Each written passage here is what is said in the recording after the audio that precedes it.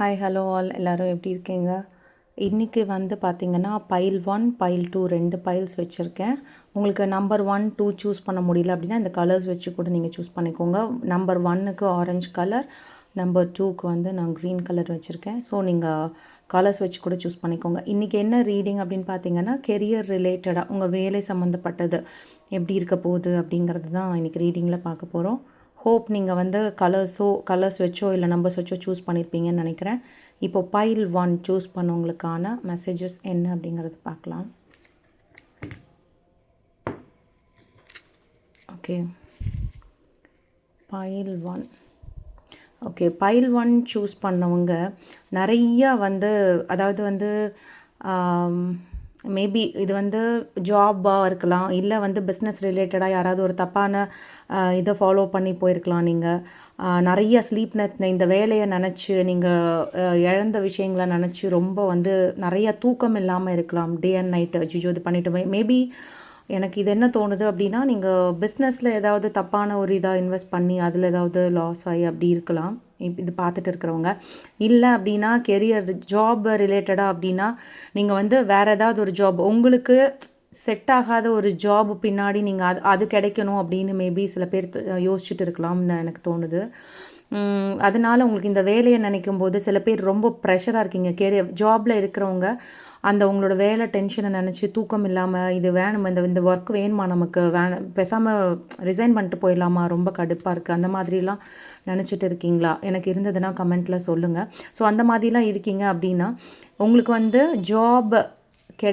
ஜாபில் இல்லாதவங்களுக்கு உங்களுக்கு ஒரு சான்சஸ் நியூ ஜாப் வந்து உங்களுக்கு ரெடியாக இருக்குது.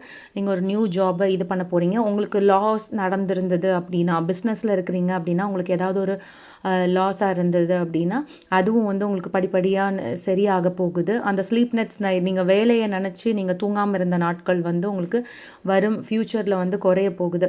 ரொம்ப ஒர்க் ப்ரெஷராக இருந்துச்சு உங்களுக்கு அப்படின்னா இன் ஃப்யூச்சரில் உங்களுக்கு வந்துட்டு உங்களோட ஐடியாஸை மாற்றி பாருங்கள். அந்த ஒர்க்கு வந்து லோடு அதிகமாக இருக்குது அப்படின்னா அது எப்படி பிரிக்கலாம் அப்படின்னு சொல்லிட்டு யோசிங்க.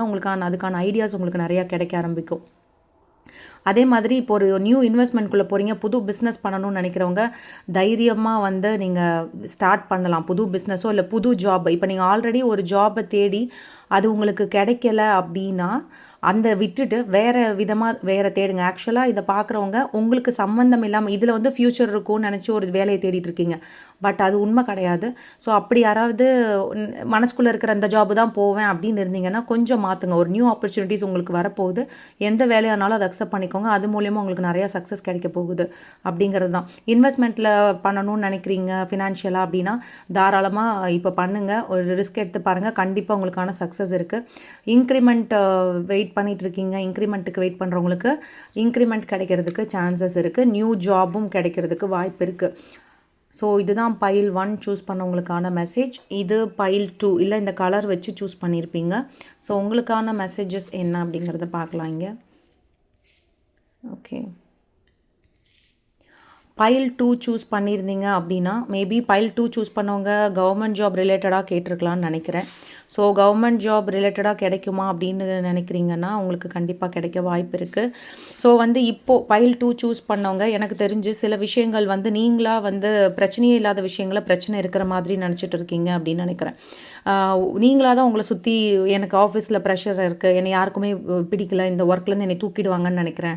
ஸோ அந்த மாதிரி ஏதாவது இருக்கலாம். இல்லாட்டி எனக்கு வேலையே கிடைக்க போகிறதில்ல, நான் இப்படியே தான் லைஃப் போகுது அப்படின்ற மாதிரி உங்களுடைய தாட்ஸு உண்மை கிடையாது. நீங்களாக உங்களுக்காக போட்டுட்ருக்கிற நீங்களாக கண்ணை மூடிட்டு இப்படி நடக்கும் அப்படின்னு நினைக்கிறீங்க. கண்டிப்பாக கிடையாது. உங்களுக்கு வந்து நீங்கள் ஏதாவது உங்களுக்கு வேலையில் ஏதாவதோ இல்லை வந்து நண்பர்கள் மூலியமாக இல்லை ஏதாவது ஒரு லாஸ் நடந்திருந்தது அப்படின்னா உங்களுக்கான ஜஸ்டிஸ் கிடைக்க போகுது, உங்களுக்கான நீதி கிடைக்க போகுது.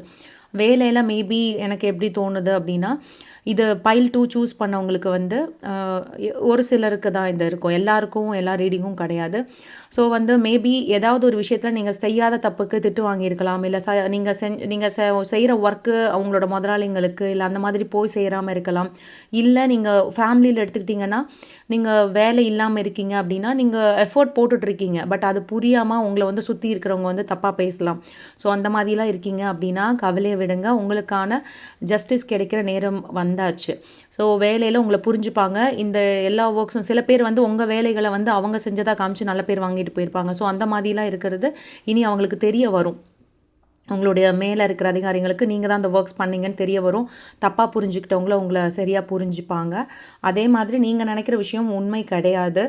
உங்களுக்கு எல்லாம் செட் ஆகாது அந்த மாதிரி நினைக்காதீங்க. எல்லாமே உங்களுக்கு கைகூடி வருது. கவர்மெண்ட் ஜாப் இருக்கிறவங்க கண்டிப்பாக உங்களுக்கான அரசு வேலை கண்டிப்பாக கிடைக்கும் ட்ரை பண்ணுறீங்க அப்படின்னா.